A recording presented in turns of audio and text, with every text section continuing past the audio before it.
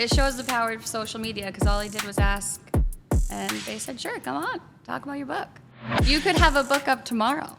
That's it. I'm making a book. That actually is going to happen. Can't take it back.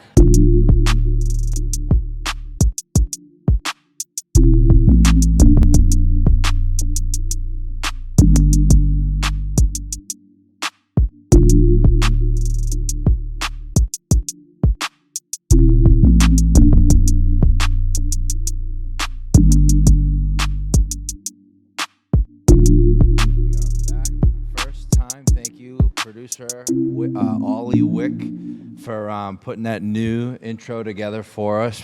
Well done. We're sitting here with Emily Cote, SEO content manager for us here at Torro Media. Emily, the pride of Gloucester, Massachusetts, and the author of The Wildflowers I Planted for Our Wedding. Emily, thank you for joining us. I think this is going to be part one of a lot of content with you because you've crushed everything you've done so far, but welcome aboard Always Bullish. Glad you got the book title right, because recently on TV it was said The Wildfire, which is a big difference. But yeah, we watched that. We watched that here. That was you going on talking about your book on, was it NBC? NBC 10, The Hub Today, Boston. The Hub Today. Invited me to go on live television. That was cool. Which was pretty wild. And it shows the power of social media because all I did was ask, and they said, sure, come on, talk about your book. Because it was Poetry Month, right? Yep, okay. Exactly. So you did your tour on Poetry Month, hit the live TV, and then there was another reading, right, you did up in Gloucester? I did my first reading. This is my first book that I published, and it was a poetry book, and they had, for Poetry Month, they had a reading. So it was me, two other really talented poets in Gloucester at a small bookstore, like supporting local, great vibes. First one ever. Sweet. You got small bookstore, you got live television at NBC, you got kind of a little bit of everything. That was It was quite the power move showing up for work, and then the first week was like, oh yeah, I have to work from home that day because I'm going to be on national TV talking about my book that I published, and I was like, what? That was pretty rad. Yeah, I had no idea any of that. So it's definitely not typical. It's a big year for me, so it's not usual. Was that like the second week, third week? Here? Yeah, it was like. Yeah. I tried to work that into every conversation I had that day. I was like, yeah, usually Emily's on these calls, but today she's on like national television or something, you know. Just a big TV gig. It was pretty sweet. It was pretty wild. We were in Struggle City trying to find it initially. Like we were surfing through NBC's website. It was so confusing. We might have to redesign it. Yes. But we found you right as you were going on, luckily in time. But what was that experience like? It was cool. Like, I was pretty calm. I was shocked. I was pretty calm going into it. You were way more calm than the two hosts. Yeah. Like, that was something I took away. I was like, who's interviewing who here? Like, I was really calm. It's like a small studio, I guess. And you have no choice. I guess like when I'm under pressure like that, like you have no choice. Like you can't flub it. You have to do good. So when I'm in situations like that, I'm just like, well, this better go good. I got to be confident. The buildup was cool because you were kind of like, sharing it on Instagram, and you could kind of follow along the story, and you're just like, oh my God, you're in the parking lot. You're kind of going in the studio. You see these massive cameras and stuff. And then we saw you on. It was just like, it was cool to kind of follow that process. So yeah, I wanted to take everyone, along with me for that day. It's a big moment. My husband was like in the back trying to get as many clips as possible. We were on set. The cameras are crazy, like on a TV scene like that. They just move. They're just robots. That's cool. You got to stand and wave for your little segment. Well, and to that point, the social media thing, I think it's interesting. It makes sense getting to know you more because you were also a professor. Yeah. So that makes a lot of sense as I've seen your social media. I think learning people's stories, and obviously we're heavily influenced by marketing, social media, based on what we do here at Torro. So you get on social media, and you're not just writing on social media, you're actually kind of like speaking to your audience very directly, giving advice. And can you kind of speak to that a little bit more? Because to put yourself out there like that is just different than writing in general. Yeah, 100%. So I taught like creative writing, I taught marketing courses previously. And I also was a personal trainer too, which I think ties into it a little bit, just teaching and educating people.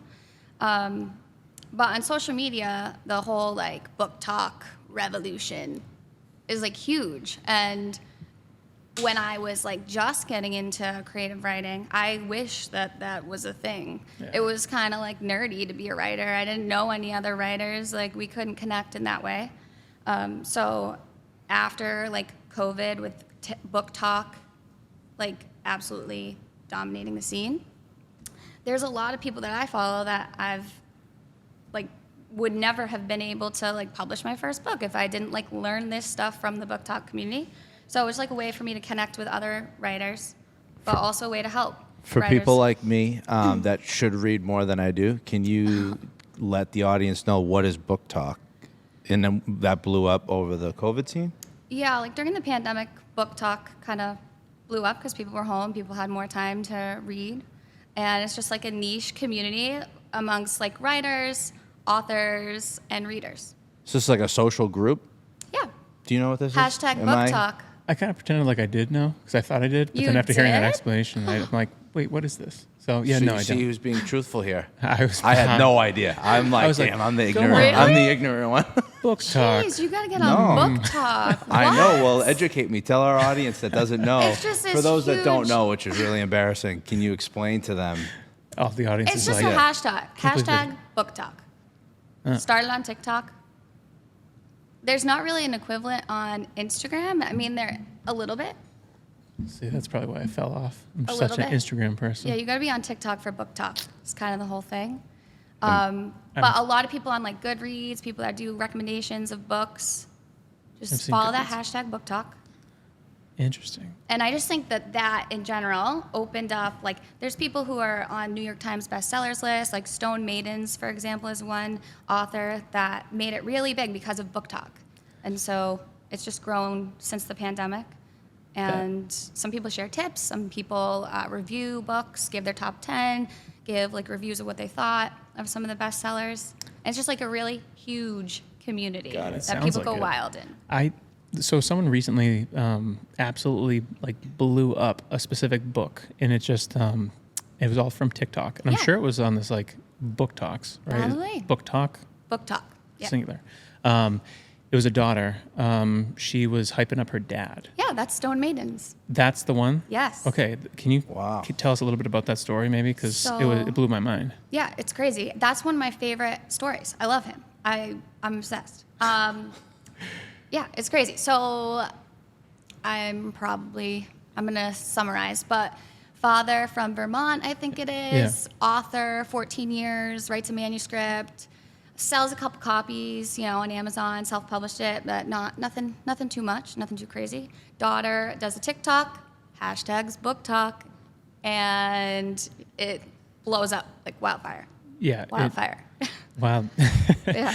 It caught. It went viral, right? And then everyone was buying it, and I don't know what made her TikTok so like appealing, but it became like a #1 bestseller, and it changed their lives. Like the guy who sold a dozen copies before had like millions of copies sold or something Yeah. crazy. Lloyd, I think his name's Lloyd, and he's the cutest dad ever. And now he's writing his second book.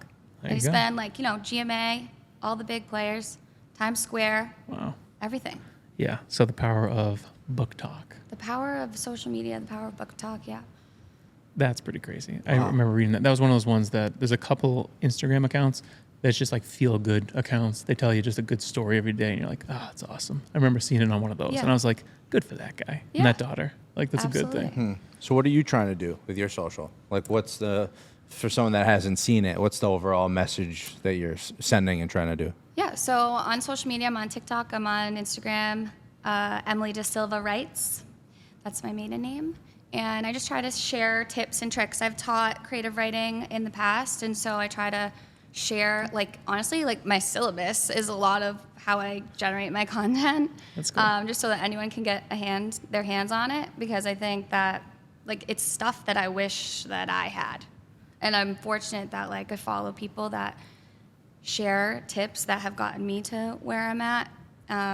It's the nature of like the times, you can learn anything from social media. So I'm trying to share tips, tricks, and also just like empowering people. I think like when you're a writer, you feel like you're not ready or worthy enough to like go public with some of your work. And if I could do it again, if I could like rewind all the way back to like undergrad days, I would have published way sooner. Yeah. Like I want to pull back the curtain on like self-publishing, because there's no reason why you can't start today. Yeah. No, there's a layer of confidence in like your content, and it's infectious. Like, Thanks. It's a good thing when you put that stuff out there. I think it, resonates with a lot of people. Thanks. I got a kind of a selfish question, Yeah. but I always do this, and I don't know how an author feels, is I say I read books and I listen to books. Like I have Audible, and I go through audiobooks, and I'm like, oh yeah, I read that, but I didn't read it. I listened to it. Is that like, are you offended as an author if I say I read your book, but I just listened to it? Like, is that okay? I think I have an unpopular author opinion. That's okay. I'm good with it. It's cool. Yeah. I can pretend like I read. listen to books too. I listen to books. Sweet. Okay. Because We're busy. I have to be multitasking, and a long commute sometimes. I'm an author, but if I'm reading a book, chances are by the time I get home, I'm falling asleep in the book. Yeah. So Long I'd days. say half the time I'm listening to a book too, so I'm good with it. All right, cool. Because I'm like, I've been saying it wrong, and I always correct myself. I'm like, yeah, I read that. I mean, I listened to it. Yeah, and that's I fine. always do that. But all right, if you're cool with it, then I'm going to keep going Same with difference. it. I read it. That's fine. Pat, what do you think?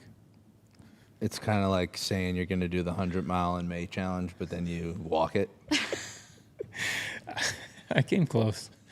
I got like 90-something miles. I didn't. A little That background. was They were supposed to do not- 100 miles running, which I failed. I thought that I was listening to that a little bit, and I was like, that's a high goal. I came out of the 100? gates hot, and I was feeling really good about myself. I'm like, all right, I'm a little off the pace, but I haven't really been doing this, so this is fine. We're good. Matt sends me a screenshot out of nowhere, like 8 days in. Didn't even know he was doing it. He had like doubled all my miles, and I'm like, he doesn't. This It's doesn't make. He's cheating. not running.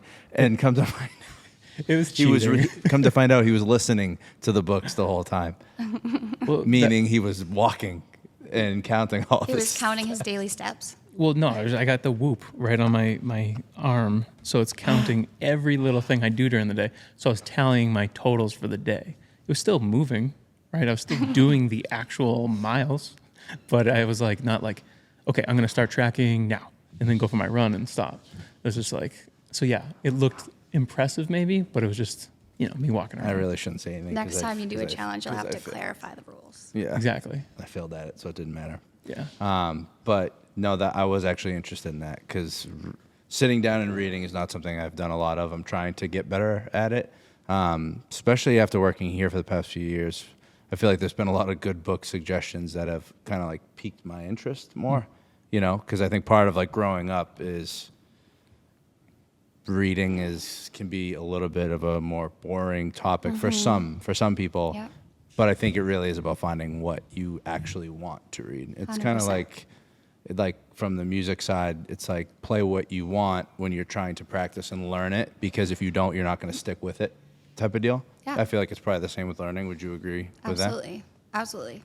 I've taught in like different capacities too, as a professor and an English teacher. So I've taught high school English at like a vocational school where, everyone that is in the class staring back at you doesn't really give a crap about what you're teaching.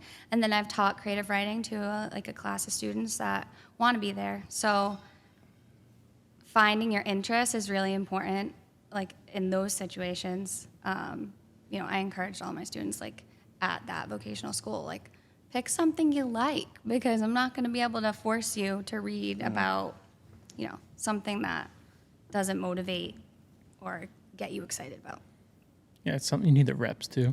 Honestly, I was like the shittiest reader of all time. Like growing up, going through high school and college, things like that, I struggled. It's like dyslexic, that type of stuff. But lately, and just sounds cheesy, but I read to my kids every night. and I'm reading like, children's books or whatever. Like you can breeze through them. There's like 3 words. But like, honestly, the reps of constantly reading all the time, I'm a way better reader right now than I ever was in my life. I'm like, I got away from it and got into audiobooks. And granted, I read like a million emails a day and all that stuff, whatever. It's just different. But just like going back to like small stuff and kind of building yourself up. And I don't know, I feel like now I'm a better reader than I ever was. Not that I've solved dyslexia, but it was just like, I don't know, just getting more reps, I think, helps with anything. Everything is about reps, yeah. Yeah. And I don't know, I think those early days of like struggling in high school, college was like intimidated by big books or intimidated by having to read so much in a night and things like that. So like dialing things way back into like really digestible, snackable bits. It's just like you get more reps and kind of build it back up. That's one of my like biggest tips. Personal training, writing, anything, chunk it out. Just take a little chunk and then take the next chunk. True. And keep on moving. Yeah. No, it really, it works like that for sure. But one thing I actually learned on TikTok, and I'm interested to hear your thoughts on this as well, was it was kind of like speed reading or skimming has, I feel like when I grew up, always had a bad connotation to it. You weren't doing it properly. You were skimming and not getting everything. But then someone did like the way that they explained it, broke it down like you can do this, you'll get all the information. It was very interesting. It was like take the middle 3 words and just keep it moving. And I was actually amazed. Same thing with reps. I'm sure practicing that you get better at it. But I tried it and it worked. It works. And I felt like I picked up everything. Now there could have been stuff I missed, right? You don't know. So like, what are your thoughts on that? It depends like what you're consuming, right? Like if you're getting through a huge chunk of content for something that's like logistics, like I don't know. Like if you're reading for hobby and you're reading for fun, probably not going to want to skim it, right? Because you're enjoying it. But if you got to get through like, I don't know, something boring and you have to bring some meaning to the table, then yeah, totally. There's a lot of I do that. There's a lot of like articles online that give you like the ability to skim through a bold text. Like, I know a lot of articles that we've written and stuff. It's like you get the headlines and then you kind of just run through and there's like bold text that you, if you just read that, it's the skimming element of it. But yeah, it's tough. Tough to skim Absolutely. that stuff. How did you get into writing? Have you always had that? Has that been? Yeah, so I think I'm a little backwards. Like I feel like people, maybe not, but I feel like people sometimes like can't find their passion. But like I always knew mine. I always had one. So it was just about like finding somewhere that I fit, that I could like do my passion every day. So I've always been a writer. I like wrote poetry. I kept a diary as a kid. I wrote like when my friends would come over, I would borrow like the camcorder from my dad and like write scripts, and we would like play out scenes of like movies that I would write. So I've always loved writing. And in school, I was always a great writer. Like I would always pick a book report over anything else. It just always like came easy to me, I guess. I don't have any writers in the family or anyone that's particularly into reading or writing, but it's always just kind of been what I love to do and what I'm good at. Was there like one teacher or one person in your life that kind of like sparked it, like sparked the whole kind of piece for you? Or I don't know if I could pinpoint it, but like on all my like real little elementary school days, report cards would always say like, she's gonna be a writer someday. She's such a good writer. And then like certainly in college, I've had like shout out to Charlotte Gordon, Professor Charlotte Gordon, she's the best. Just people that really encouraged you. Had a few at Emerson College for my master's too. I did a few direct studies with a professor there. A lot of writing is about like that encouragement and just kind of like testing your ideas on and giving like a soundboard, you know, basically. Because a lot of, I think with creative people, like you always have self-doubt. So Sure. I've always been good at writing, love writing. It's like therapy to me, but like having that is like the best thing. So I guess to your point about social media, like I hope to do that for other people too. Just be like, fuck it, just do it. Yeah. Give back. Yeah. Right. Well, and I noted it, and we kind of moved on to a new point of the conversation here, but it is helpful. Like, I know firsthand that it's helpful, and it is like the corny, but I always, one line in a movie that always stuck out to me was in the Coach Carter, when the kid stands up in the gym, and he's like, the quote is something along the lines of, if you shut down, like you're actually hurting the rest of the world. Like you need to shine, and you'll lift other people up without even knowing it, right? So seeing you do that has actually helped me in like the music front, and being like, I can go do it. Like look at Emily. When you first showed up, it was like I knew you were writing, but you have like a different level of like trying to help other people through that. Thanks. So definitely firsthand, I have, I think it's like anything else. Seeing people go for it makes you want to go for it. For sure. Yeah. Yeah, that's definitely, I think, in our DNA here in general. And something we look for, is like best way to pick yourself up is to help someone else up, or whatever that quote is. I'm paraphrasing.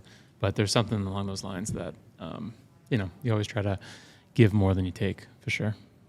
Definitely. And I do think that's in our DNA. It's like the workout challenge, or like, what are you doing this month? I'm in. You know what I mean? Like, Yeah. Even if I fail miserably at it, it was nice when you jumped in right there with me, I do think that's in our DNA for sure. I'm curious, well, what was her name? Charlotte Gordon? Charlotte Gordon. What She's did she the do best. for you? I took many of her classes at Endicott College, and she's so sweet. She's so lovely. At the end of her classes, 1 year, she wrote, I think it was my thesis when I graduated from there. She wrote us like a letter, and I think I saved it. I think it's in like a box or something in my closet at my mom's. And it just was so encouraging, and she really encouraged us to, you have one story and it's yours, and the world needs it. She really emphasized that. So I try to mimic that in my content because it's true. And I should have listened to her sooner and published stuff sooner. So yeah. That's awesome. She is the best. I've had the goal to write a book at some point, and it didn't even matter what it was. It was like, maybe a children's book, maybe a book about parenting, other stuff like that. It's just been a goal, but I don't even know where to begin. It's something even if you put the pen to paper and even if you type it all out, it's Chunk it out. Chunk it out. We're going back to chunks. But if you have all the chunks and you're ready, what is that next piece? How did you actually get it where Pat here ordered it, and I need to, so I can get it signed, ordered your book on Amazon, and it came in the mail and could physically hold it? What is that to get it from a Google Doc onto, a paperback? What's that like? Honestly, it's not that hard. It's super easy. You just upload it to a website. It's not super easy. But when you talk about it at first, it sounds really daunting. And it was for me too. But I kind of used it as a way to see okay, can I do this? I literally YouTubed everything, try to figure it out. Classic. But you can go two routes. So you could self-publish on Amazon, and they do a lot of the work for you. I hired a illustrator for my cover. Nice.